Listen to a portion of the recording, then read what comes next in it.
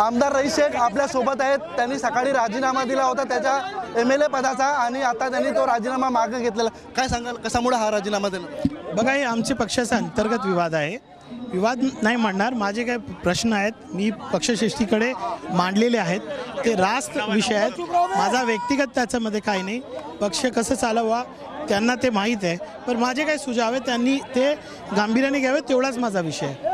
तुम्ही दलाल आहे, पक्षामध्ये अनेक दलाल बसलेले आहेत असं तुम्ही म्हणता? मी अनेक नाही, 1-2 दलाल सांगितले आणि साहेबांना ते सगळी आम्ही माहिती दिलेली आहे। आणि तुम्ही आता राजीनामा या ठिकाणी मागे घेतलेला, तुमची पक्षांबरोबर कोणाची चर्चा झाली?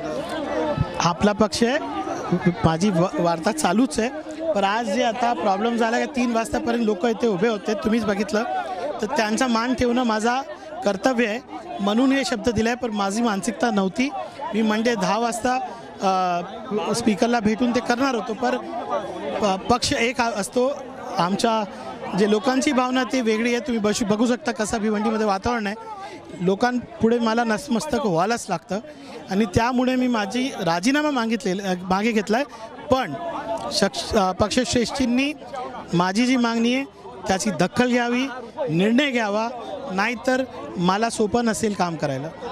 नक्कीच या ठिकाणी आपण जर बघितलं तर आमदार रईस शेख यांनी भूमिका जी स्पष्ट केली आहे, त्यांचा राजीनामा जो आहे त्यांनी या ठिकाणी मागे घेतलेला आहे। मात्र पक्षामध्ये जे काही दलाल लोक आहेत त्यांच्यावरती त्यांची भूमिका अजूनही कायम आहे आणि विशेषतः या ठिकाणी राजीनामा जरी मागे घेतला असला तरी ते अजूनही या ठिकाणी कायम आहे त्यांच्या भूमिकेवरती आणि पक्षश्रेष्ठीने या ठिकाणी योग्य ती भूमिका घ्यावी, नाहीतर त्यांच्यासाठी चांगलं असणार नाही असं देखील या ठिकाणी त्यांनी म्हटलं आहे। अनिल वर्मा, ABP माझा, भिवंडी।